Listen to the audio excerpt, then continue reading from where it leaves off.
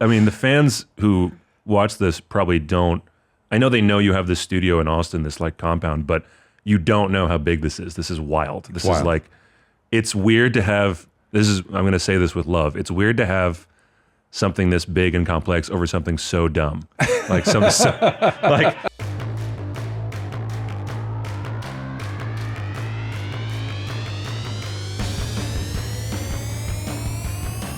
Welcome to Dr. Drew After Dark. Please be advised that Dr. Drew After Dark may contain sexually oriented content and be unsuitable for young children. Hey everyone, welcome to Dr. Drew After Dark. We appreciate you being here. We love doing this show, so please do support the people who support us again. And do send us those emails, drdrewafterdark@gmail.com, and the voice messages, which have been consistently amazing. 818-253-1693, and I'll try to answer all those questions as best I can. Booth Boys, we are a little bit short of one today. Want to talk to us about that? Yeah. I mean, and he's sick. It turns out he's not invincible. He must have chosen to get sick, to use his language. He chose it. Yeah, he chose to wake up with a fever today. Oh yeah, chose it. Wait, I'm going to bring my guest in here because I want to give him a nice, good, long intro because Nick Simmons is literally one of the smartest, kindest, nicest humans I know. Literally, you are, my friend. No, I don't know him that well, but we've met a few times. We've walked Skid Row together. We've done. Look at the thing is falling apart here. The studio, guys. Flying in, Chad. Oh, Chad's coming in. Chad making a rare on-screen appearance. Oh, that's where it came from. Thank God. Yeah, thank God, Chad. And Nick is a YMH super fan. He's a Potter super fan. He's a Nadav super fan. He's a mostly Nadav. Mostly Nadav, but he appreciates this phenomenon that has been YMH. Nick Simmons, welcome to the Hi, thanks. Hi. Oh, that's nice. Yeah.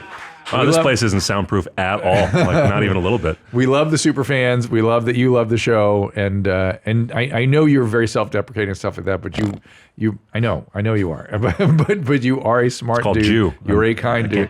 I don't want to. Oi. To that point, I have noticed your dad's Hungarian, right? Yeah, he's Israel. He was born in Israel, but his family's Hungarian. Hungarians have shit tons of intellectual horsepower, generally speaking. Him and Christina went back and forth in Hungarian when they met. She speaks. Yeah.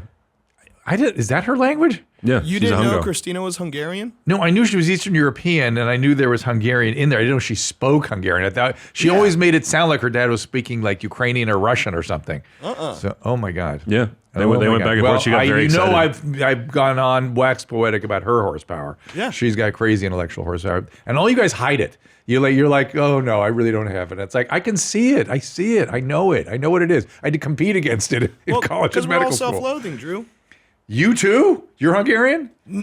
Jews. That's the self-loathing Jew stuff. That's different. So we all have that. A little bit of a I'm a piece of shit. Yeah, but that Hungarian part takes it to a whole new level because they actually do have something special. They can't even admit that. But anyway, you think Hungarian in particular?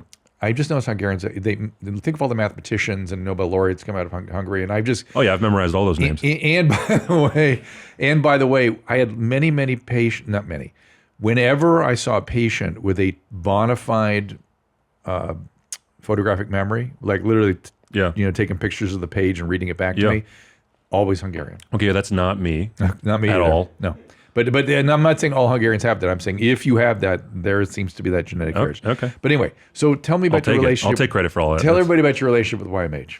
I've been listening since almost the beginning, I think. I mean, I remember them doing episodes on their couch. And how did you find it? And now it's this bat cave. When the fans who watch this probably don't. I know they know you have this studio in Austin, this like compound, but you don't know how big this is. This is wild. This is like, it's weird to have. I'm going to say this with love. It's weird to have something this big and complex over something so dumb. Like it's like you guys you're highlighting like a slow clap for that one.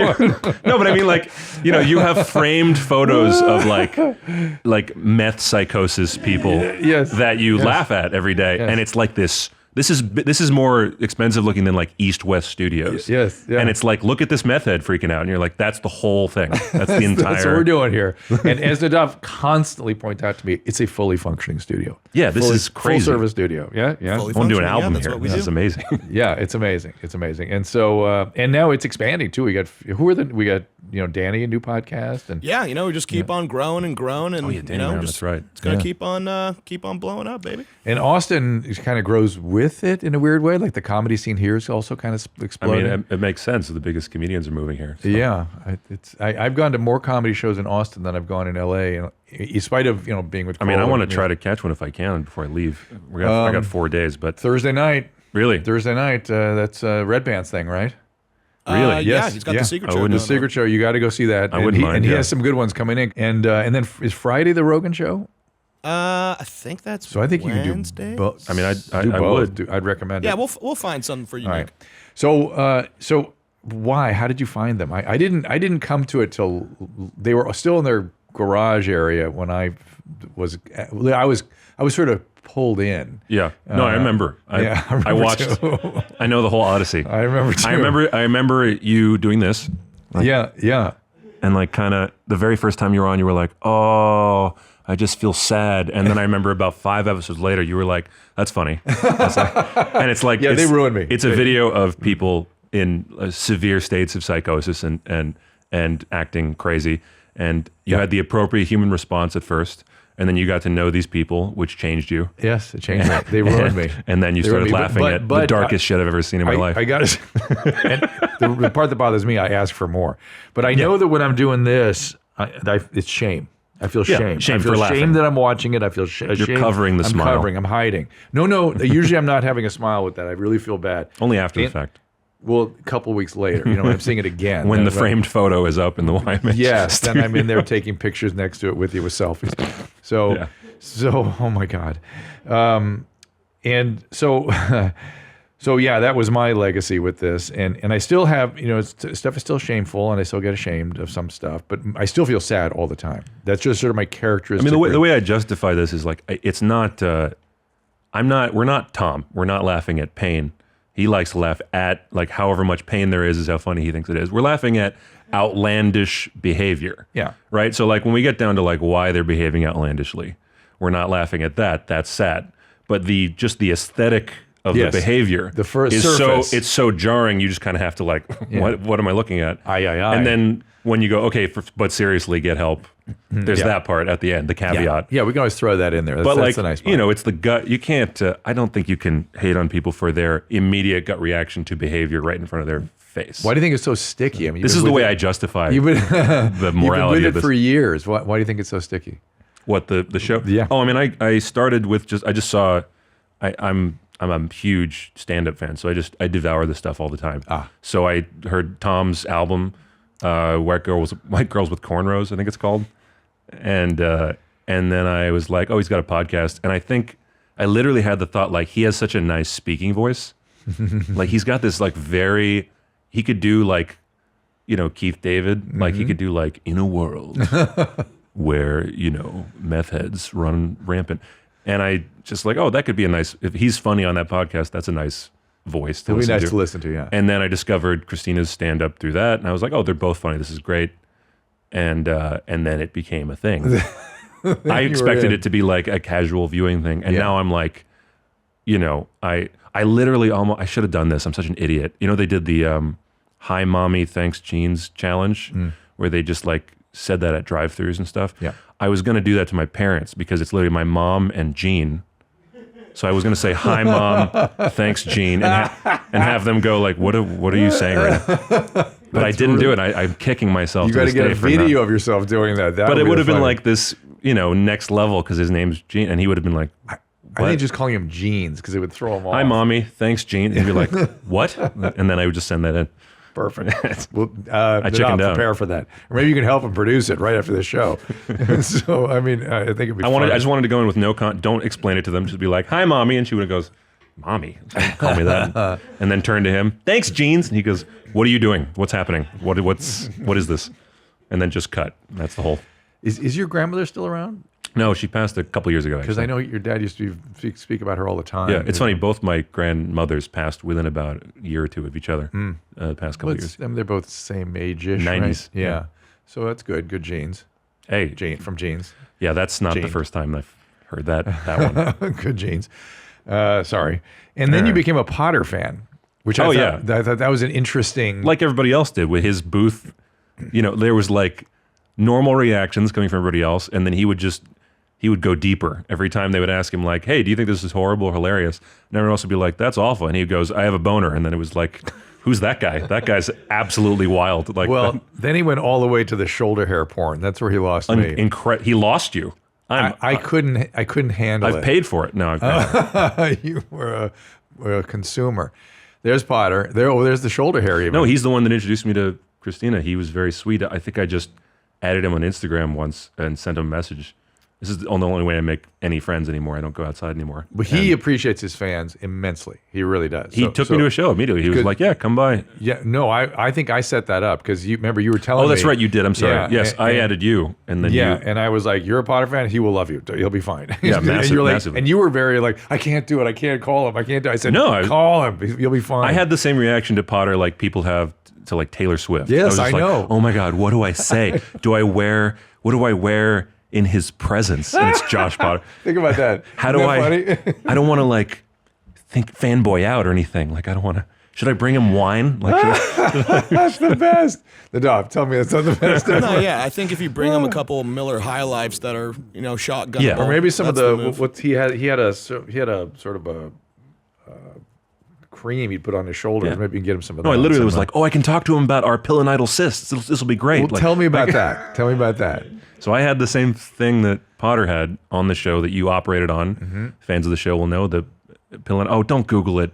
Oh God! Hang on. God, well, you can show the Potter thing if you want. I just go straight to that. No, yeah, I think that's a little too graphic. What? Oh, come on. Yeah, that's just all right. Just a little cyst back there. Pilonidal means nest of hair. So it looks like it's in your ass. It's not. It's on your tailbone. Yeah, it's above your ass. Yeah, and some it's people like it's like the clit of your ass. It's like right above. Right. It's exactly that spot. And it's. I can't wait for that to live on the internet forever. Me saying that. That's great. That's cool. Just as long as nobody puts their tongue there, you're in good shape. So Nick, you looked like that for a little bit. More than once. Yeah, it recurred. It came back a couple times. That's sort of how it goes. It tends to be a recurrent thing. Actually, some people think... I looked like that. Thanks. Some people think, well, I looked like that. I had that when I was 18. And some people think it's actually sort of a genetic thing. Like there may be some improper closing of the neural tube there. There's a little potential for the hair to get in there. There's like an infected one. That's horrific. Well, that's why you get the surgery, because they get infected all the time. So I got the thing that you did to Potter. I had that done by somebody. Well, and now when it comes back, I had it like open. I had the tampon, the little like packing. Yeah. And then they don't close the wound. They leave like a little tampon in there. And then you have to pull it out. And I might have a photo. Somewhere. I'll find it. But it was one of the most horrifying experiences of my life trying to get that out. You had to do it yourself? You had to have somebody else do it? No, they told me to do it myself. Yeah. Where were these doctors? Yeah, that's a little rough. Was that an option to not do it myself? I think so. Oh, for fuck's sake. I would argue. I almost passed out. Yeah. It was awful. It was like... If you notice, I took his out. I was in the shower and I was like... Yeah. And I was just kind of like, okay, here we go. 1, 2, 3. And it was like one of the worst experiences of my life. Yeah, it's inside your body. Remember, everybody, I talk about outside and inside. That's inside your body. The butthole's outside the body and everything that connects to it. But that little cyst, that is inside the body. And so you're trying to wait for all the chicks to swoon over me after this. I know this is gonna be good for you. It's gonna be great for me. So you sort of grew up on cameras. When did Family Jewels start? How old were you? I mean, I must have been like 16. I don't know the exact date, so somebody will correct me. But and you mentioned that seeing these cameras in here reminded you, sort of flashed, had you a little PTSD. We did these. I mean, honestly, the part I enjoyed about the show the most were these things called the count. Oh God, don't come on! Look at that Shayna Punham. It's I can't wait for the look how badly he aged comments. That's gonna be fun. There was these things called the couch interviews they did, which were like, they tie the scenes together. No, they call them on the flies. OTFs, so they call them OTFs. They cut to us on a couch. You were early reality. I mean, you were right after Osborne. Yeah, right. We were basically, the Osbournes were successful, so they were like, who else has a family? And then we had done MTV Cribs. This is, again, I was a kid, so it was my father's house. I was a child. Yeah. And I had been acting crazy behind him as he was talking to the camera. I was like making faces. Yeah. And Soph was like this cute little thing with giant cheeks. Yeah. And then Extra reached out to us, it was like that TV show. And they did like a special on like The Simmons because it was the Osbournes were big. Yeah. And then A&E offered us a show. And Mom and I were like, oh, this will last about like 1/2 season. Well, you know what? Because we're bored. We don't do, I mean, like Soph and Dad are both sober their entire lives. Mom's a glass of wine kind of person. And I guess I am too. I don't really partake. And so we're like, what will this show be about? Us behaving fine? Like, who will watch that? And then it was like 7 or 8 seasons later. We were like, wow, they really like this nonsense. Well, that, and the producers stir it up, set it up, and do all kinds of crazy shit. Yeah, but like barely. I mean, if you watched it, it's like, it's sitcom. It was sitcom problems. It was. We didn't really have Mom much. And Dad have a couple of uncomfortable fights that made me feel bad. At the end. At the end, well, I was real. I mean, it's funny. The stuff that was actually real is the stuff people thought we faked. Like their marriage shit, that was totally real. And it was just Mom, Dad was a philanderer for a bit. And, surprise, surprise. And Mom was like, you know what? I'd rather me be the one to break it to the news than TMZ. So fuck it, let's film it. And she's like the toughest person I know. She's like, nah, I'd rather like tell everybody on my own terms that this is going on than some cameraman walk up to me in the mall. So she's like, yeah, film it. Let's see what happens. And she didn't know if she was going to leave him or what at that point. And yeah, that was fun. I was an adult by then though, so a young adult. I always liked them together. Oh, it was great. I mean, the way so they got married after, that was the end of that whole thing, is they got married in 2011. Like they hadn't been married all those years. They hadn't been married. Dad was like on the record as being very against marriage the whole time. And then she was like, she discovered that he was doing the things that everybody assumed he was doing but us, right? Because he's weirdly a really good father. Like he's a really there, present, like caregiver kind of guy. He just, liked the ego boost of the groupie thing. So she was like, all right, look, here's the deal. I'm in or out. Yeah. But then she did this thing where she was like, I'm not going to sue you. I'm not going to talk shit about you to the press. We'll be friends. It'll all be fine. There will be no consequences to you. Or you can marry me, one of the two. So either we'll be friends and it'll all be fine, or we'll be married and it'll all be fine. You'll actually do it for real. And I was like, why? I mean, anybody else would have punished him in some way for all that strife he put you through. But somehow she kind of knew what she signed up for. What she was, no, it wasn't that. It was like she wanted to know that if he stayed, that he was staying just because he wanted to, not because he was avoiding bad press. Right. So she was like, the only way I'm going to know that he wants to marry me because of me is if I take the consequences off the table. I've heard him, and in fact, I think I've spoken to him about your mom, and he is like over the moon, like ridiculous. Yeah. He was like, I was an idiot. I can't believe I almost lost her. Yeah, I kind of feel the same way about my wife, the way he feels about your mom, and it's just like I see when I know what that is when I see it, and it's a very, he adores her. It's a good thing for relationships. It's a sticky thing, and the male particularly needs to feel that. I mean, she in the kitchen, she's like, oh, you piece of shit. You got jam on your shirt. And then he turns to me and he goes, isn't she great? And I kind of go, he just called you a piece of shit. He goes, I know. There's no one like her, And he's like, there's no one like her. When you hear that, she's one of a kind. You hear that, you just go, oh, I'd love to be a fly on the wall. But we were all a fly on the wall for a few years there. So yeah. Cooler weather makes it easy to miss signs of dehydration, overheating, overperspirating, which means it's even more important to keep your body hydrated. Liquid IV fuels your well-being with easy ways to stay hydrated. It's just one stick. You're getting 5 essential vitamins, hydrating 2 times faster than water alone. Again, as I always say, you need solute. You need something fluid, not just water. Whether you're prepping for the day or taking a long-haul flight or vacation, Liquid IV is an essential addition to your routine. We use Liquid IV in our house all the time. My wife is obsessed. Susan is obsessed with this. Hydration is a very important part of health. 1 stick of Liquid IV and 16 ounces of water hydrates you 2 times faster and more efficiently than water alone. I can't say that enough. Fluid, not just water. Contains 5 essential vitamins, B3, B5, B6, B12, and vitamin C, with 3 times the electrolytes of traditional sports drinks. Grab your Liquid IV in bulk nationwide at Costco or get 15% off when you go to liquidiv.com and use that code Dr. Drew at checkout. That is 15% off anything you order when you shop Better Hydration today using promo code Dr. Drew at liquidiv.com. So thank you for that. I know. I know it's no. That's that's water under the bridge. But I now know we laugh about it now. you must have mixed feelings about it. My feelings were I was glad it wasn't when I was a child. Yeah. It was like I was a child. Like my early 20s. I think I had some arrested development because of that show. So I think I didn't quite mature in my early 20s. I think 27 about is when I started going like, oh, I should grow the fuck up. But there's a lot of that generally. Yeah, but it didn't happen when I was like 14. Yeah, and I'm kind of grateful for that. Yeah, we were like we were the most stable most of my life. Like what's your sister up to now? Oh, she's killing it. She was nominated for a Juno Award for songwriting. It's like Canadian Grammys basically. Right. She's charting up there, and she's writing songs for everybody. She has songs out, and yeah, she's a top liner and an artist, and she's actually super lovely making person. good. Last time I saw, you weren't there, but the three of them were at some fundraiser we were at or something. And she's just a lovely person. Yeah, I mean, and she's always been. She's like my dad. She's very. I mean, Dad. People didn't know this, but Dad's very straight and narrow. He like doesn't. His one vice was philandering. He was like a woman guy, but he never drank. He never anything. He's not just straight and narrow. He's super intolerant of anybody who does take substances. Super, and he's very like. He likes the rules. Yeah. Like I must follow. I overpay my taxes. Like he's ultra mega square guy, which is endearing because his image is the opposite of that. Yeah. Which that's what makes it fun. Still, I meet people who don't know that he never drank or anything, and they're like, "What was it like being around the heroin?" I go, "He didn't. Do heroin." And they're like, "What do you mean?" I was like, "No, those you're thinking of some other guys. Yeah, different guys in the group, like all the other ones." Well, we are going to look at some of the classics today. We're going to just go to walk through memory lane a bit and see some new stuff.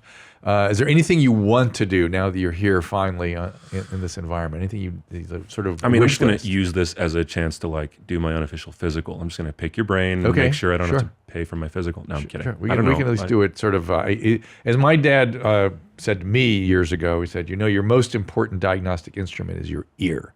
So what patients tell you is more important than anything else. So we can get a lot done if you have questions. I mean, mostly can I not have the cyst come back again? Because it's been like 3 times. Well, how did they open it all the way up? Yeah, and they left it open so that whenever it comes back. And they packed it. So whenever it comes back now, it I have a day of like really discomfort and sometimes fever. Oh, goodness. And then it drains itself because they didn't seal it. So it'll then ruin a pair of boxers with what looks like cum.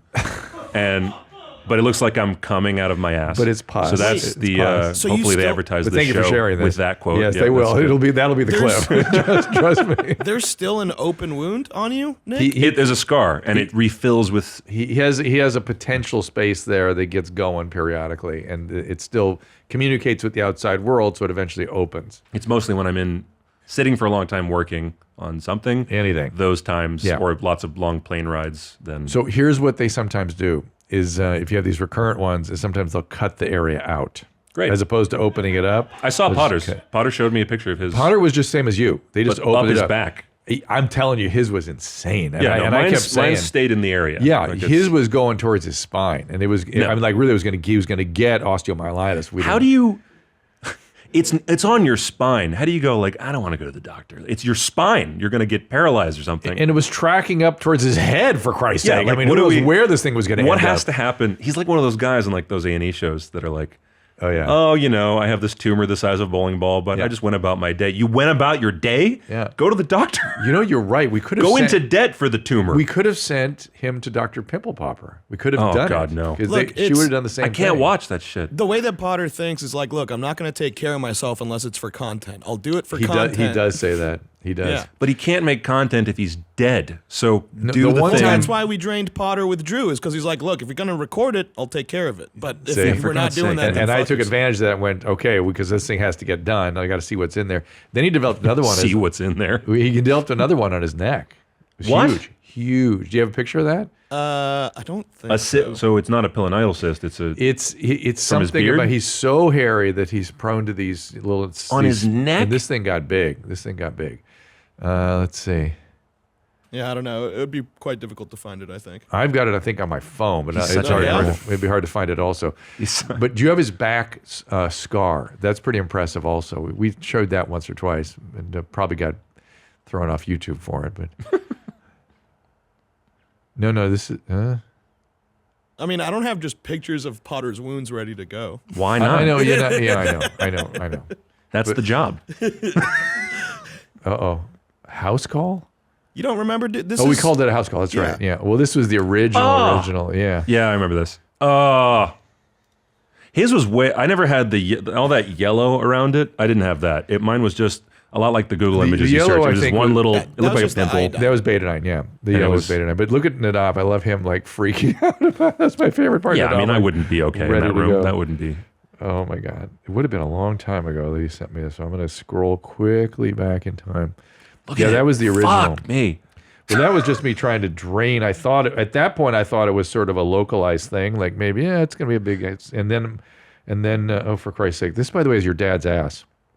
When was this? This was not that long ago. I don't know if you can zero in on this. What other show does the host show you a picture and go, "This is your dad's ass"? I didn't know I had this either. By the way, Look at this. This is your dad's ass. But I'm gonna Enjoy.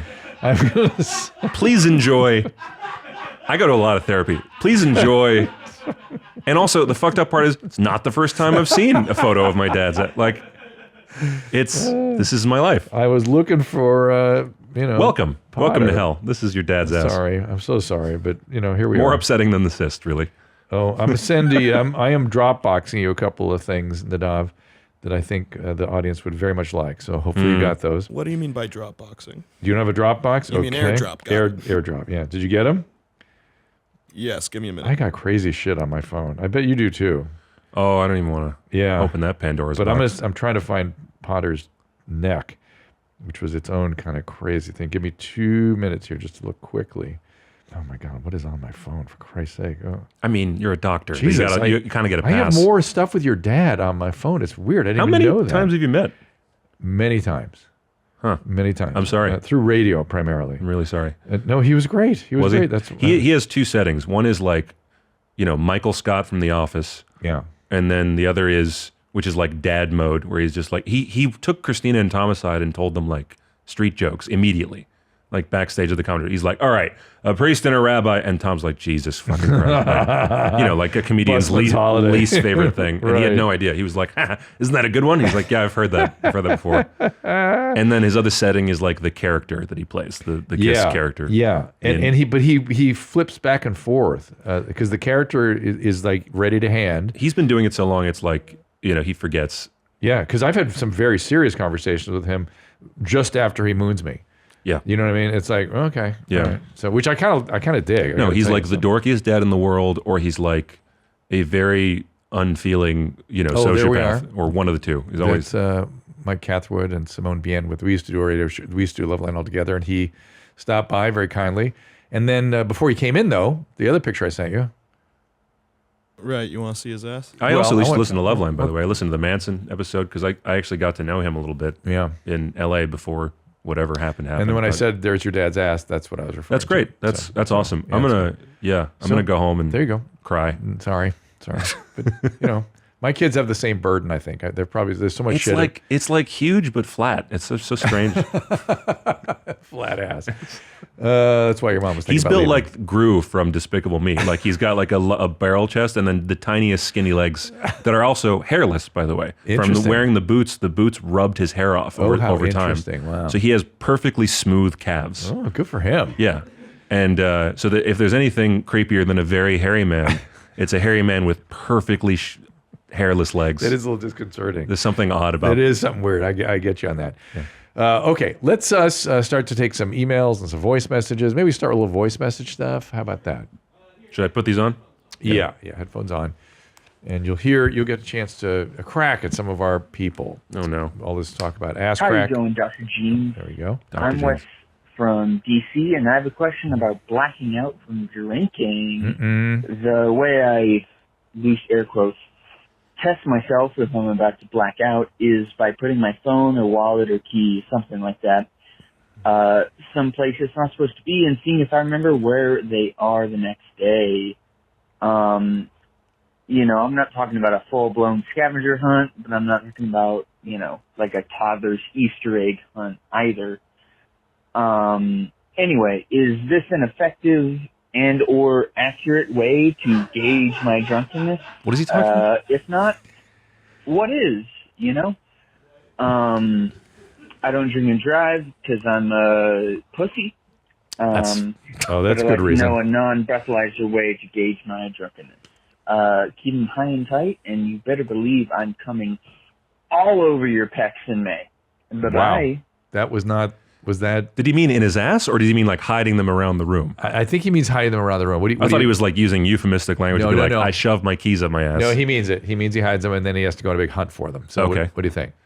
I mean, as you're getting to the point where you have to test to see if you're too drunk, you're too drunk, man. Like, So that is if you're getting to that point where you're like, I wonder how much is too far. It's been there. that It's is too far. precisely correct. He's in the deal-making phase of alcoholism. So alcoholics, as they start to come to terms with their problem, they go through a long period of time where they're making deals with themselves. Okay, I'll only drink after 5. I won't drink and drive. Okay, who does this sound like that we all know? Well, I don't know him, but Deal making? Bert. Oh, yes. Bert's deal making all the time. okay, look, if I do October, Yeah. then Oh, yeah. And the problem is he sort of I'll do yoga every day, and then I can have vodka for lunch. And that's, yeah, he makes the deal, he succeeds, and therefore that endorses his fucked up behavior. And this guy is just like Bert. That's right. This guy's just like Bert, except he's in in peace and love. He's in bigger trouble. This guy is having regular. Well, also he I know thinks it's possible to be a bigger drinker than Bert. I'm sorry, Nadav, it is. No, it's just a very funny sense to hear. Yeah, Well, if he's saying that not drunk driving is for pussies, right. I mean, you know, the fucking 90s called, man. Like, what are we talking about here? He's talking about I killing don't think somebody. anyone thinks that's like a cool thing. That even people that do that don't think it's fucking awesome, Right. to drive drunk. They're like, yeah, I fucking drove drunk. They're not like woohoo about it. So a blackout, though it's not categorically a sign of alcoholism, ease to blackout, regular blackout, you're in big trouble. That's in big trouble. And again, why testing with your keys and stuff doesn't make any sense, because a blackout is simply just not the lying down of long-term memory. You can walk around, look normal, behave normally, even have short-term memory that works. You just don't lie down long-term memory, so the evening just is a blank. I mean, how about this? Do you feel like shit the next morning? It's Right. you probably got pretty drunk. Well, the other thing is the family history of alcoholism. If you have a family history of alcoholism, you're blacking out, you are in big trouble. This is going to get bad. There will be serious consequences. You decide when you want to deal with it. All right, what are we going to do here? What do I got next? All right. I love that it's this is like Twitter, because it's like a qualified doctor next to me, and then some kid from a show that aired 10 fucking years ago going like, here's what you got to do. Nick, I have some medical advice for you. No, Nick, don't you remember Loveline? We would bring guests in, and they would give their thing, and they were helpful. I'm not qualified. No, none of them were. They were very rarely, but it's helpful. It's helpful for people to hear from a non-professional, a regular person's opinion about it, because that dude who's in massive denial could easily go, oh, of course he thinks I'm an alcoholic. And you, without me prompting, let him know there was a problem also. So All right. I think that's powerful. All right, what do you got? Hi, Dr. Drew. Name's Brandon. I'm 23 years old. So my question for you is, I used steroids for about 2 years, and I came off. I don't think I really used a PCT, and now my libido and sex drive feels a lot differently than when I first started. Kind of like non-existent. Mm-hmm. I mean, I still have sex with my girlfriend and all, but she always has to ask me, and I have trouble going more than one time, essentially, where that was never an issue before. Just curious if I should see maybe a urologist or something, but anyways, touch my camera to the fence, you retard. It's ta-ta retard. Jesus Christ. It's ta-ta retard. So yeah, you're in trouble. Steroids do this. It's why there's a whole elaborate world of cycling and taking aromatase inhibitors and all these things that people do to try to prevent exactly what you've got. Back in the day, I used to take care of a lot of guys that did a lot of steroids, and this was everybody had this. And they were hypotestosterone too. They had low testosterone production because that's what shuts off when you're on the steroids. And you got to get things kick-started again. So you definitely need to see an endocrinologist for sure. There are ways to help you, but you got to get that help because long-term, this can get worse. You can get decalcification of your bones, depression, all kinds of good stuff. So good times. I mean, I'm not like a multiple times in a row guy all the time. I mean, should I worry about that? I mean, you can't. I'm lazy. Is that a disease? Yeah, that caught my ear too. I was like, usually I could go 2-3 times, like in a committed relationship for a long time. I mean, good for you, man. Jesus. Yeah, I know, but I was going to zero in on that too. It did make me feel diminished a little bit. I like that men, even when they're talking about like, I have some serious problems, but I fuck, man. They have to like insert a little bit of a brag no matter what. How about the fact I used to fuck so much, dude, and I'm having problems now, but I fuck all the time. Well, the guy could have easily said I have terminal cancer, but then I can only my go dick twice. is huge. We'd be like, twice? What the hell? What am I? What's wrong with me? Yeah, exactly. We wouldn't even hear the terminal cancer. No, men will throw in a humble brag in the word like oh man, I'm losing my legs and stuff. My dick is massive. But anyway, they'll just throw it in there, and you kind of go, man, men. Oh, Well, man. Gotta have something that makes you still feel good. Oh, buddy. Yeah, men are incredible. So I've always said that men should be in some sort of containment until they're about 27. Oh, we're dangerous. I wish I was. Me too. Yeah, we're now like, my most embarrassing home movies occasionally rerun on television, so that's cool. Super cool that you should see some of the fashion choices I have. You think this jacket is wacky? Fuck. I think that Nick might be a cool guy. I don't know. Oh, good. So, Excellent. either that or he should be a host on a show here. One or the other. I'm trying to decide which it is. Nah, I think Nick's cooler than Please, the that's cool true. guys. Please, the second one. Please, not the first one. You're fine, Nick. Don't let Drew get in your head. No, I'm literally just teasing. Give me another Jay one. solidarity. Hey, Dr. Drew, it's Derek from California. Just calling to ask a question about physiology between men and women. And why is it that it seems on average that women are always running cold and always whining, and me, I'm always sweating my fucking balls off, and it seems like dudes are always running really, really hot. Is there any scientific literature on, why men tend to run hot and women run cold? Thanks. Keep it high and tight. I'm home here now. Home here now. So what do you say, Nick? I mean, I definitely run hot for sure. I love that they're never going to stop quoting No, meth heads to you, no matter how serious the question. Yeah. Oh yeah. It's well. Look, I always tell people it's just a way. It's a greeting and a farewell. It's aloha. Aloha. That's like a 7-year-old reference, and it's still going strong. Just as relevant today as it was on Home day one. here now. So listen, I do streaming shows on Tuesday, Wednesday, Thursday, and on the restream chats. Yeah. Everyone, home here now. Try it out. Loveline fans are like, what is happening right now? Like, why are these people saying these things? Oh my God! And when they the hi Hitler, hey Hitler, all this stuff, and they're like, why are they calling you Hitler? By the way, I can't wait for my parents to watch this because they don't know why you're saying that right now. Yeah. So they're going to be super cool about that. I asked, Hitler. he's so funny. So the man that tried to kill my grandma. We joke about him all the time. Shall I explain to them? So specifically to the Simmons, if you're listening. He's going to hate this. Who's going to hate it? My dad. He has no sense of humor about for obvious reasons. But it's all right. So it's a young lady who's psychotic and doing a vlog every day. And in the vlog, she imagines she's talking to Hitler in a psychotic state. It's not getting better. And she would start every vlog with, "Hi, Hitler." It's not better. It's not better. It's not better. She's very disturbed. Vlog. What did I say? Vlog. Vlog. I'm sorry. Vlog. and that's how cool I am, Gene. Just between us. And so... Goddamn boomers. And it became this sort of greeting, just the way she was greeting her vlog. People started greeting each other with that because it was so ironic and horrible. Anything horrible gets through on this platform. Do you think he's going to understand any of that? I think he's a smart guy. He doesn't know what a vlog is. Oh, come on. Okay, let me tell you a little story. Yeah.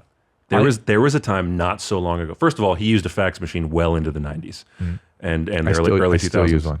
Okay, this is going to be At my fun. office. This will be fun. So he once told me and many other people who emailed him that he doesn't scroll because he thinks and then he said, "I'm not your secretary."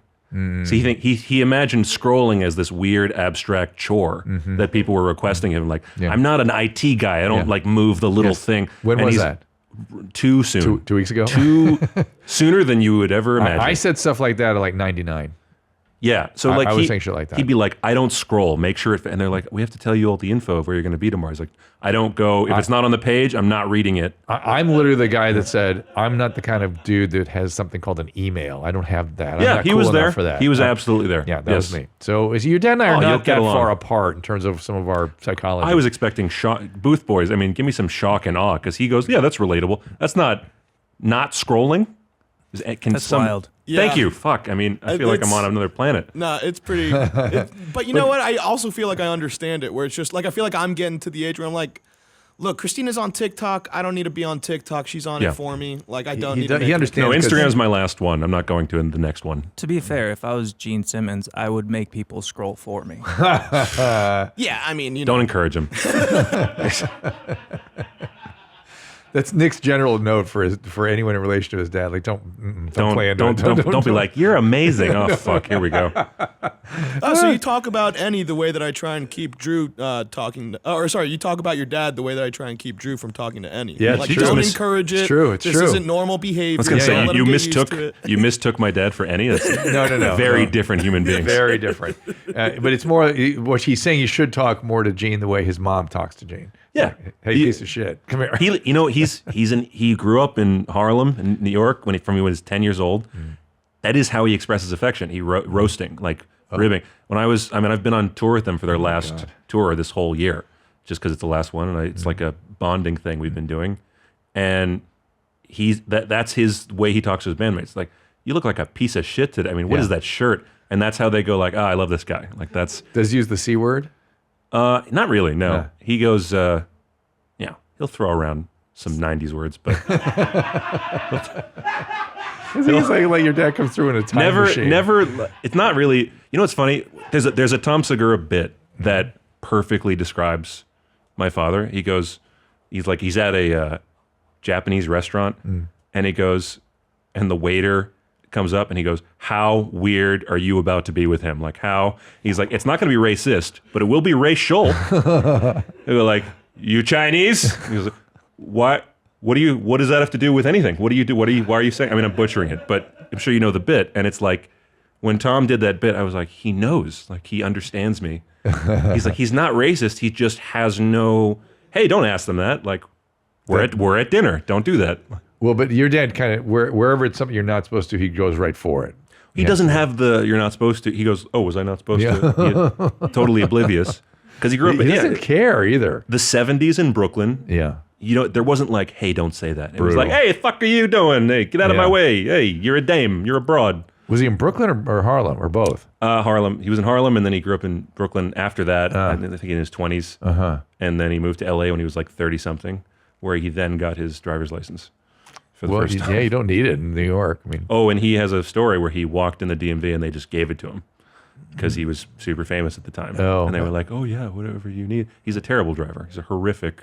He hits the curb all the time. Wow. Yeah. Wow. Well, back to Derek's question. Sorry. So testosterone does heat up metabolism a little bit, and you notice what happens to women when they lose their estrogen. They get hot flashes. They start dilating and get overheated. And so to some extent, estrogen is kind of the cooling agent. It does cause some lower temperature, so to speak. But it's really more about those hormones than anything else. Also, men, because of their muscle mass and whatnot, tend to have a higher level of metabolism. You know, muscle increases metabolism. So there's that as well. And so, yeah. Sure, you're making a lot of generalizations. Are you assuming that I'm male? I am assuming that. All right. So you haven't given me any preferred pronouns yet. And last week we learned... Not touching this one with a 10-foot pole. Or for the last 2 weeks, we've been talking about snail identities, snail pronouns, or snail whatever. I just saw this I saw frog one the other day. I saw frog... frog self? Yes, frog self. I saw that one on TikTok. Snail self. Just celebrate everybody.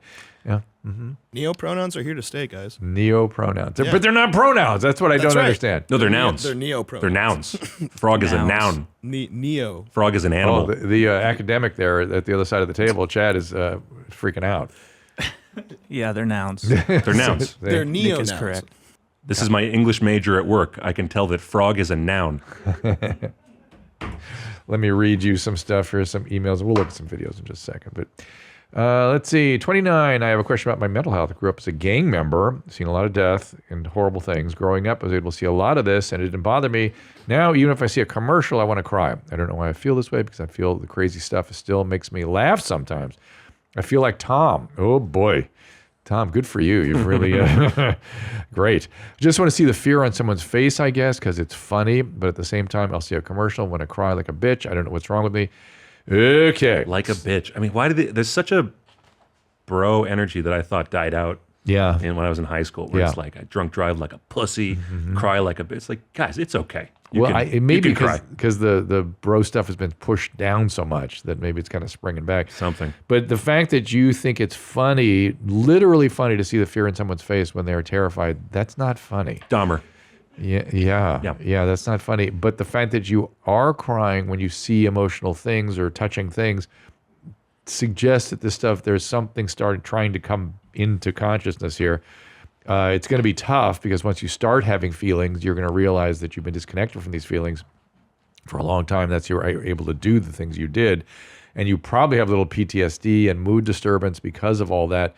So I would say it is really, really, really important that you see someone, not take medication because you're depressed, but you get somebody that is trauma-informed therapy, as we say. And it's not your fault. I guess you had horrible trauma as a child, I bet, as well, which is why you sort of now act out on other people, but none of this is funny.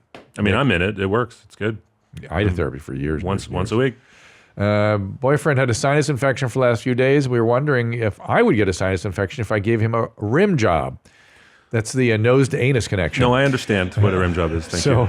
Like, do the germs stay in the separate areas, or do they travel down to your butthole? Obviously, I want to munch my man's butt because I love him dearly. That's commitment. That's somebody loves somebody. But I don't want to get sick. Anyway, keep him high and tight. No, you're not going to get this. The problem is there is one little so oral fecal is mostly what you get from munching on butts, so to speak. Use your language. Sinus infection is closed off in the sinuses, but sometimes it's triggered by a virus. So he might have had an underlying virus to begin with, and you could get the virus by munching on the butt. So that's the one thing you can get, because the virus is everywhere. But the bacteria that's in the sinuses causing the sinus infection stay in the sinuses. I just had a surreal existential moment that I'm here right now listening to this. Yes, it is a little surreal, isn't it? I'm really on the Christina P. edge of that debate. I have no desire to interact with any asshole, including mine. I have no desire. None. I don't understand. I don't care how fucking hip it becomes with millennials. I don't care how many songs there are about Nick, it. have you ever tried it? Nope, not doing it. Well, how do you know you don't like it? If you have you ever tried shooting yourself in the foot? How do you know you don't like that? Because that's completely different. Is it? It is. Is it? It is. The nice thing is he doesn't need it. So don't anybody that's involved with Nick doesn't have to worry about him needing that, which is a nice little touch. I don't need it. Yeah, don't want it. Doesn't need it. So deal breaker, actually. I didn't finish my diatribe about Hitler and stuff. You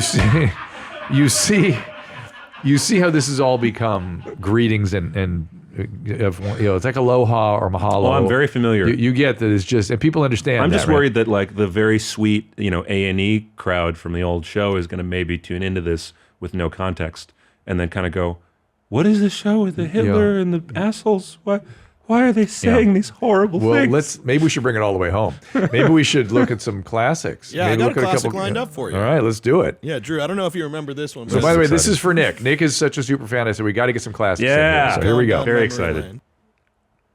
I'm your mom and you're my son, and I am falling in love with him. He said, "Are you really?" I said, "Yes, I am." He said, "You know what?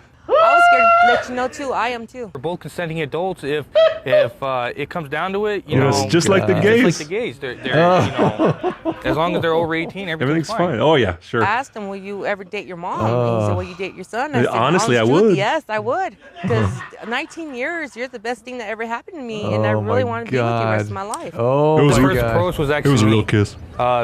What happened was we were hanging out and just talking, just laughing, and I looked at her, and she looked at me, and I kissed her. It was a real kiss. It was a real kiss. It's my favorite. Sometimes I call him Hinojito, as that means son. Once in a while he calls me mom, you know what I mean? Their case is about whether I have the right to love somebody. I sure as hell have the right to love Monica. Well, No, Nick, no, you don't. Nick, you have watched this too many times. You have watched this. Oh, too there's many songs. times. There's songs featuring this audio that I'll saved. I'll confess, there was a moment in my life when I was in love with your mom, but I was 19 or something. Hold on. Hold on. Pause. Yeah. Everyone pause. Yeah. Take that in. Yeah, take that for a second. Is that why I'm here? No. No. Am I the in? I admire both your parents. No. I think I'm not. I was not in a minority. Nick. You know what's You funny? gotta understand It's funny. something. He opened the session with like, so tell us about your parents' marital troubles. And I used to love Is she your mom. available now? Is she- What's her number? And then we'll get you on your way. Nick taking it all the way there. You're my son. I'm your mom. You're my son. I'm your mom. Ask them, would you? Ask them, would you? You get your mom. Yeah. The amount of times Yes, I've I heard would. this. You're my son. I'm your mom. That's a classic from DJ Boy Butter. Yeah. Nobody ever played that for me. I know- really feel left out. I I'm know pissed. the It's lyrics. a classic closing song. I know yes. it, but I didn't get. He didn't bring it to this show, and I'm mad about that. So thank you. The Nick. amount of just brought times it. I'm in traffic on the 405 and that song is playing Yeah. is too many. It's just like the gays. My favorite is, it was a real kiss. That's my favorite bit that he says. So everyone understands this is. I mean, a real kiss. I know you get this. Sounds like Bert. This is a real kiss.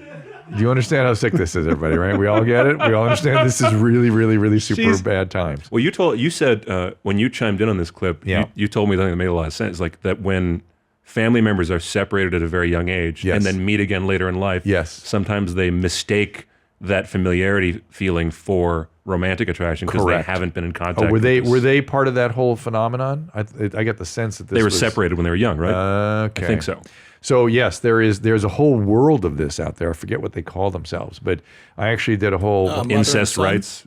People. No, they actually there's a sort of a euphemism for it, but I actually talked to some of these people on HLN. Maps. We know HLN. We brought some of them in. And it was like, and what I did was, as I recall, what we did was we took the ones that were in it, and like we're gonna put them here, and we brought some of the ones that recovered in to talk to them and how fucked up it is and what a mess it is, and they were sort of compassionate towards How them. can love be wrong? Yeah, it's a mess, everybody. Like It's a- this. This is how. So they are separated. They have these incredibly warm attachment feelings, and part of love is attachment.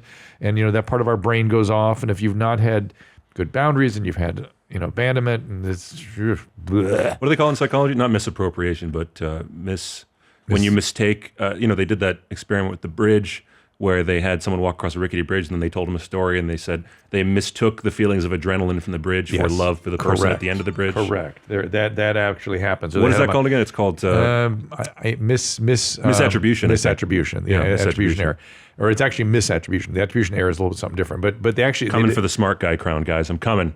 He's in Trivia I'm time. telling you, I told you guys, and they had them ride roller I took coasters. intro psych one time. They had them ride. Watch He out. still remembers it. They had them ride roller coasters, things like that. And I actually don't think that is a very powerful mechanism. A lot was made of it about 5 years ago because the data, like everything in psychology, the reproduction problem is Right. there, and they had it with that one. All right, too. never mind. Forget All right, no, it's a viable thing. It's a real thing, and it's a feature of psychology. If you study psychology, you hear about this. How many of those like the game types do you think tried to do that with like the coffee and the caffeine? All these guys like Mystery and whatever. How many guys do you think tried to do that on purpose? Oh yeah, of course. Yeah. There was what was the author made of the author's name of the game? Mystery, right? Or No. He actually now recovered from sex addiction and love addiction. No shit. Yeah. His Neil Strauss, and he wrote another book taking aim at all that bullshit.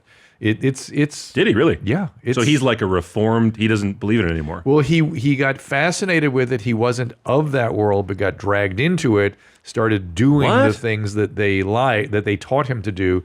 Became sort of sex addicted or something. And he wrote a book about it, but then he wrote a book about took the it game back. called The Game, and then he said, let's look at Neil Strauss's book. Let's look at the second book, or the one that followed. I don't The Game." partake in this, by the way. I hate this. Yeah, shit, it is but psychopathic. It's truly Maybe it's the terrifying truth. to me. It might be the truth there or something. Rules of the game? No. It's called The Game. Yeah, I think it's the game, first the one. game of and the rules of books. the game. But no, I think the truth is the truth. Read that one. That's the truth about the game. Oh, so he's reformed and he's like, The truth, an uncomfortable book about relationships. Yeah. That is, I think, the one where he talks about. I mean, the essential premise, which is like the weird that people are okay with, is how can I trick women into having sex with me when they don't want to in the first place? Yeah, it's sort of like why is that a good feeling for you? Right. They didn't like you at first, and you tricked somebody, and that's cool. Like, I don't. This proof positive. You probably never had this experience. You're a nerd. You can't get a date. You can't get laid. That's not true. I'm just telling you. And you're desperate and you're pissed. And now you have a way to do it. It's like, okay, there we go. Revenge of the nerds. It's sort of an incel thing, really. That is kind of what they said about the whole Weinstein thing. They said, I watched a couple of those documentaries about him and his, horrifying behavior. Yeah. And they said like he was always like ugly and like very concerned about being ugly. And when he finally got all that power, he was like, yeah, that's right. Like now I can get you. And take revenge for the high school I spent alone. Men do that. That shit is terrifying. Yep. All right, let's see another classic. Yeah, I think you're gonna like this one, Drew. I think I am Funny too. stuff. Okay, guys. I've been on here. I've been polite. I've been kind. I've been honest and sincere. This is it. Now, I'd like to have some nookie right on my lips. I would like to have some titties rub my face. I'd like to have a woman in my home who I can make love to. I'm not like one of these young men or these little boys. They get themselves off and then, oops, they don't care about their partner. I'll make you come. Wait. Look at what's in his glasses. What is he watching? What is he? Maddow, I think. I was expecting something really. I was too. He's just, he's because as you could see, he's watching a car commercial right now. That's in the reflection. So he's just during the commercial break of Rachel Maddow. He's just like, let me just quickly tell ladies I can make them come. I'll make you come. I'll make you come. There it is. That was a weird smile afterwards. Last lady 10, 15 times before I even went boom once. No fucking way. Look at that weird smile. Think about that, ladies. I would like to find someone 10, to have 15 sex times. with. Nick is easily Make diminished. love to. God bless. Oh, No fucking way. 10, 15 times. I Get out of agree here. with you, Nick. I agree. Before he went boom once.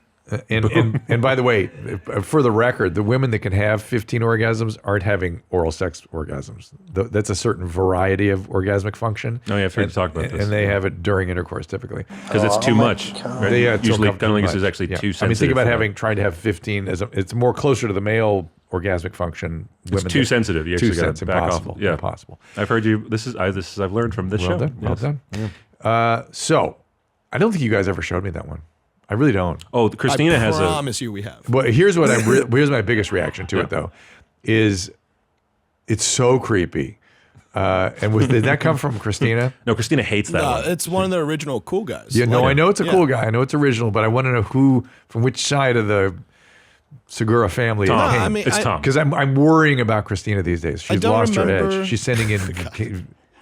No, I have. No, Tom. That was Tom's clip, and Christina hates that drop. He plays it when he wants her to go. I don't like it. Yeah. I don't like it. I don't like it. All right, yeah. Well, she has good instincts. That is a creepy dude. But I hope he finds love. Everyone needs it. So, but this is it's okay. It's the delusion of men. We delude ourselves into thinking that. Because we know that if we saw a woman offer that way, we'd be stoked. So we assume it's a two-way. We assume they're going to be stoked. That's the craziness. We just go, do you want my peanut? And they go, yeah. And it's not the same. They aren't stoked about that. When I was a teenager or a young adult, we were schooled on men and women are the same. They're the same. They're the same. And that guy is, not that much. He's like, well, they clearly feel the way I do. Yes. So and if I just offer. Yes. And they're sort of scolded if they try to understand the difference between male and female approach. What's up, Nadav? No, nothing. You're leaning into your mic a little bit there. Also, I mean, like, there's this total denial of like what he's bringing to the table. Yeah, yes. Like he's offering as though he's this prize. Yes. And I feel like I've seen men of every type do this, where it's like, just come on over here and get something. It's like, do you know? Have you looked at what you're offering? Like you have to, when you're selling a product, you got to make sure it looks good to the buyer. But they hear a lot of, why can't I find love from the women? Why am I still single? Why? And they're here like, you go. They're like, yeah, we got it. Got you fixed right I here. think you got to like make it appealing. First, they're single because they have some discriminatory capacity, and most men are like you, buddy. So here we go. Yeah. So bring just it doesn't. And by the way, it doesn't take that much to up the product. You know what I mean? Yeah. Just work out a little bit, eat better. Comb your hair. Comb your hair, hygiene. Don't film yourself like this. Yeah, have a job. Like from this angle? Yeah. Or you get this. All right. Black guys Here we love go. to fuck Speaking of that fuck angle. good. Here we go. If you're a hot black guy and you want to fuck me at $23.95, if you want to move in, you can move in, but you gotta fuck me. I need to be fucked a lot, man. Get free food, free rent, and everything else, man. Here's the deal, man. Men from jail, homeless, or you're a thug, you want to come move in, your friend can move with you too, man. Free rent, you get a lease and a key. Fuck me. Piss on me, beat me, I'm home now. You see me, you want to come over today and try it out, man. If you're in my building, try it out. You want to fucking piss on me, try it out. Seriously, probably only as fuck, man. I'm looking for hardcore guys that mean it and want to do it, and I want to deliver it. I'm a hot white trash. Come to let's fuck. You know, as I look at RPC here, I think to myself, this whole fucking empire was built on that. Pretty much. This is where we started. And I don't know if you know, whenever I go on Instagram now, and I mean every time on Instagram, RPC Live, he is there doing his thing. Can I tell you a quick RPC story? Please. Because I've obviously seen that many times. And I was in Sydney, Australia last month with the old man. And, occasionally there's call times. We have to go to the show at a certain time. So you have to jump in the van. And so I'm listening to YMH as I'm getting ready. And that clip is playing in its entirety in one of the episodes. Like at my iPhone speaker is on. And so then I get a knock at the door right as he's saying like, fuck me, like piss, like fuck me. And then I open the door and it's the tour manager and he's like, hey, we got to go in like 10. You better finish what you're doing. 10 minutes. And I'm going like, did he hear me? And what does he think I was watching? So good. Fuck me, piss on me, fuck me. And he's like, hi, I'm going to go to the concert now. Anybody want to hang out? So for all the A&E execs that used to, delight in the young Nick Simmons, you can play that clip for your friends. Free rent, you get a lease and a key. Fuck me. Oh my gosh. Do you have any more for us? Or? Yeah, we got this one. This is a nice classic. If you've had any kind of erectile disorder problems, I'm here to tell you, forget about Viagra, forget about salads, forget about dick implants and all that stuff. You believe me or not. I don't know if you believe me or not, but if you like to see me smoke some meth with a small limp dick that doesn't get hard any other way, and watch it get harder and harder, the more I smoke, the harder my dick gets. It's unbelievable. Your dickhead becomes so sensitive that you don't need lube, you don't need spit. You just stroke that dickhead just up and down 4 times. Just barely do it, and you'll shoot an enormous amount of very thick, hot, white cum. My brother didn't believe me. But when he smoked with me, he put out his dick. I couldn't believe how big his dick was. He jacked off in 4 strokes. There it he is. shot the most cum he'd ever shot in his life. He's only 49, and he's fine. He has no neuropathy problems at all. But his dick gets even harder and thicker and even more cum. He believes me now. It's like I'm singing to my favorite song. It's like I'm singing along to Bohemian Rhapsody or something. 4 strokes. I love this part. Wait for this part. This is the chorus. It's so sensitive. He has no neuropathy problems at all. So I've never figured out who we thought he was talking to. Do we ever figure He's giving that out? advice to his guys, his buddies, his audience, but his male that's audience. That's what I'm wondering. Does he have like a little YouTube channel? No, that's part of his delusion. I think that anyone's listening to this and going, I'm going to try that. It's that's his cool. version of Hi Hitler or Hey Hitler. You know what I mean? It's like I think he's the delusion starts with that anyone wants to hear this at all. Sorry, back off the mic. Yes. The delusion is, and then the second is that anyone's watching and kind of taking and notes. there is a weird thing about meth that some people do become hypersexual on. Some people become shut down, and some become hypersexual. And the ones that become hypersexual tend to like meth. They tend to keep going with it. So, and they also, by the way, lose their sexual arousal and their sort of satisfaction when they try to come off meth. I can't wait to get canceled for laughing at that. It's gonna be fun. It's all good. It's all good. Give us some new stuff. Yeah, here's a fun one. Uh-oh. Holy fuck! Holy fuck! Holy fuck! Holy fuck! Holy fuck! Holy fuck! What the fuck? What the fuck? Wow! Wow! Il vient nous rentrer dedans, monsieur l'agent! Oh, he's French. Il vient nous rentrer dedans, monsieur l'agent! I did not expect the French. I think French. it was African French, though. Oh. Isn't it? Because they had kind of heavy accent on there. I was wondering what the point was, and then he just kept going, and I was like, oh, he's funny that he repeats it so many times. He is losing his shit there. And he's on like a little little party boat, right? Little those electric boats. Isn't that what he's on? Am I getting that right? Like a pontoon type deal? Yeah, like a little pontoon boat. And I think the dude with the speedboat knew exactly what the hell he was doing. Oh. Like he intended to terrorize these people. When I saw that, for some reason, I thought that boat was getting away from like a police boat or something. Like, hey, we're hauling ass. We got to get the fuck It could be. out of Dodge. Another good. I like that. Or these guys owed him money. And I'm so desensitized by like heavy segment shit. I was just waiting for carnage. Like I was waiting for someone to die and their femur to split open or something. Sure. You know what? We did it was this actually one like yesterday. super light. They have like that. this one, Nick. Oh, I don't want. No. That wasn't a request. Oh, we saw this one last show or a couple shows ago. This is good. Oh, yeah. But look, fine. Get He's up, walk okay. away. Totally fine. He's fine. It's good. So I don't mind those. Those Near are good. life experience, as they say in Fight Club. Yes. Got another one for Nick? Give him a real charge. That's Dad's taste in videos, real by the way. charge. He loves when people get hurt. He loves it. Well, it's like He loves America's Funniest Home Videos. This but explains a little why you're attracted to this whole environment here. Yeah, here's a nice short Tom, one before we wrap up. Tom is a father figure. Move forward, but not coming from the government per se, the premier. It's coming from the health sector.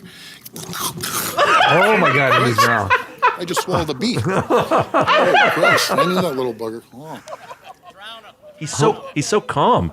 I hope it doesn't sting him inside. That'd be crazy. That happened to me. That's Doug Ford. What That happened to me. I drank a bee and it stung me in my tongue. Oh yeah, the tongue for sure. Yeah, I was in my Coke can and I was at a camping place and I drank a bee and it like and it stung me on the tongue. What bothered me about this, they looked more like a wasp than a bee, and those hurt. Oh man, those are brutal. He acted much more manly than I would have in that situation. I was at a fundraiser once, and a bee dropped down into my. I had a tuxedo, and so the collar went down in here, that happened to me. and just poof, nailed me. Yeah. That happened to me. It fell down the back of my T-shirt, and it felt trapped against my back, and it stung me in the middle of the back. Boom. All right, good. We've all shared that experience. Yay! Happy times. Yeah, that was good stuff. TikToks? We went through all the TikToks yesterday. Oh no! Oh no! Oh no! I mean, I feel like you and I we have so much to talk about. We could talk forever. I feel like we have to end somewhere, right? I mean, we do have to end somewhere, but we can do a few more minutes. Is there anything we missed? Anything that anything you've wanted to know about this environment? I mean, we didn't even get to talk about your charity work with the homeless problem and stuff, but that's like a whole other thing. Well, That's so a whole episode. Nick very kindly walked Skid Row with us. I've been dealing with the homeless thing forever in LA, in Los Angeles, which is just so frustrating. And we had a really good. That was an amazing group. No, and I did. Paul, I still have to post these somewhere and find out a way to get these out there. We did. Stop. Sorry. I don't know why that just we did. Why is that not on silent, Drew? I know, because you know why? I'll tell you why. Yeah, after please do. If you're gonna cough, because please leave I the set room. my alarms for tomorrow, not realizing what time it was today. Because that's the second time that went off. This was to remind me. The first time was to remind me the second alarm was about to go. Remind you to turn off the second alarm. This is an alarm to remind me to silence my alarm. I don't scroll my emails. I don't have emails. What were you saying? Yeah, so with Paul, this lovely thing that we were talking about, which is that we walked through and then we talked to your friend Paul, who is starting this charitable organization and trying to do some Nick has been legislation. very, very generous with his time. We kind of fell off, but I'm going to reach out again because we did these. It felt like, I mean, dipping my toe into this world, it felt like nobody was really listening. But we did these interviews with these two sort of lovely moms of people who were homeless and schizoaffective or addicted, and they were talking about like their experience with the system and like what it's like to try to get help. Terrible. And it's sort of like, I mean, it's funny because whenever I talk about this, people have the same reaction. They kind of go like, you can't criminalize homelessness. Don't do that. And they're missing the point of like, when you have an addiction problem, as anyone who's watched Intervention will know, when the mom of the addict lets them use the basement for free, right? You're giving someone like a place to die, basically. Yes, correct. And so the first thing interventionists tell you is you got to stop enabling and you have to say, stop doing drugs or you're out of the house and we're not going to help you anymore. And this is progressive. Allowing it is progressive to death. That sounds so mean to millennials. You know what I mean? Like they don't Jesus. understand the fact that that's saving someone's life, right?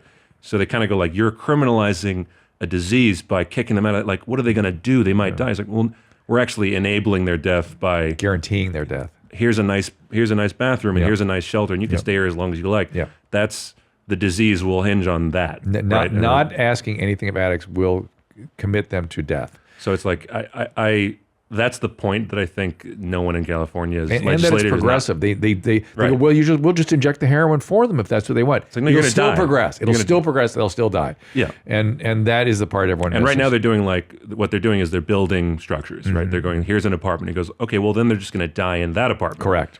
So it's like it's like the elephant in the room is how are we continually enabling they built serious addiction. They built giant outdoor hospitals. Now they're going to build giant indoor hospitals without doctors and nurses. Right, and wonder why people are dying. Without addiction specialists, which is Yes. like, again, it's the elephant in the room there, and it's like, no, it's the economy. It's hard to pay rent. No, like, no. I'm sympathetic to these issues Yes. because I think if that's your only problem, sure, this would help. Like giving someone a structure will help you get on your feet if bills are your problem. The problem is that what it looks like out there is that's not the issue. The issue is clearly brain disease and addiction. It's clearly the ones who are under the bridge are not just down on their luck with rent. Correct. It's not. Just take a look around Franklin Boulevard or Hollywood. So that's been the frustration. So I did interview these two moms about that and how they had to like tough love their kids, and some of them are in programs, and one of them isn't. One of them refused help and kind of just relied on the state to kind of anyway. So it's like they think there's this conservative. They think like I'm conservative when I say they think I'm like these bums should just get out. Like they think that's what I'm saying. It's like, no. You have to treat the actual source of the issue, which is meth, fentanyl, heroin, schizoaffective. Don't give them a nice place to die. Yes. Stop them from dying. Right. And And by the way, then they can pay their own rent at some point. I spent 35 years treating this illness. I know how to do it. It's not that hard. Right. It's pretty straightforward. We're just doing none of it. I feel like nobody mentions the drugs when I see it on TV and stuff. Oh, They're just kind of like, it's, the economy is rough. Gavin Newsom says the face of homelessness is the mother of three. I dare you to find that woman on the street. Find her. She doesn't exist. It's what's on the street. It's the guy with meth with the machete. That's who's on the street. Yeah, and that guy could be normal given the right program. 100%. You could actually get that guy back. Yes, That's correct. just- The sad part, the schizophrenics, if you let them go long enough, you can't get them back, and so you're committing them to brain damage. Well done, everybody. Anyway, and so it just makes me crazy. And we had a really powerful group, I thought, in the room. So anyway, that these day. interviews, Yeah. I just interviewed these two moms. I'm going to try to get that footage out there somewhere. Good. I don't know where to put it, Well. but maybe we'll chat about it. Yeah, I'll put it wherever I'll put it on my website, anywhere. I'll push Okay. that ever because this is the part people don't get. Many of these people on the streets have resources, family. I'm just hoping that support. somebody watches it. Like maybe come if I'm some kid from a thing. So hopefully that brings some eyeball, and then I shut up and she talks. Yeah. Let her say her piece. Correct. So Anything else that we missed that we didn't get into that we should address? Any messages for your mom or dad that we missed? Oh, boy. Or for the A&E executives that Yeah, you're well, worried about? I had a really, really interesting childhood. Yeah. Thanks. I feel fine. I feel good. We thank you for your service. But thank you for being a fan of this whole world Yeah, very here. much so. And, All right. thank you for coming Settle to visit down. us. We like having you. We like you being part of this community. So thank you. I'll come back anytime you want me. And, I love you guys, and I love the YMH fan community. They're the best. They people are the in best. the world. They're the greatest. They are the best. I didn't realize that until right after I was on your mom's house the first couple times I was on it, and this woman ran up to me. I was like, "Oh, I'm so appreciative." I'm like, "They didn't. She didn't. I didn't connect that. That's who would be a fan of your mom's house." It's kind of a very interesting. Of all world. stripes. I mean, I Yeah. read Garth's comments all the time, so it's I love seeing these people. They're out there. There are cool people out there online somewhere. Maybe your You dads found them. know where the bodies are buried. Maybe he knows something. Yeah, I mean, usually probably on one of his palatial estates. Yeah, Really, I mean, there's a yeah. lot of land. If you're on your own, no one's going to dig up your own yard, right? I don't. I mean, I've heard. I don't know. Okay, fair enough. There's another rumor to be had here. All right, Nick Simmons, everybody. Where is your social? You want people to go? Yeah. So it's funny. People think I sit around doing nothing. I've actually been doing things that I've just been going by another name, so no one knows it's me. So I'm not ready to announce whatever that is yet. But if you just follow me, I'm on Instagram, Nick T Simmons. So I'll eventually talk about it, but I'm not quite ready yet. LCKTSIMM. Yeah, I like my privacy lately. This is like the first thing I've done that's out there in a while. So I've been doing things under a pseudonym for a while, and I'll eventually talk about it. Well, thanks for being Nick here. We appreciate it very much. Thanks. All right, we'll see you all next time. All conversations and information exchanged during participation in the Dr. Drew After Dark podcast or interaction on the drdrew.com website is intended for educational and entertainment purposes only.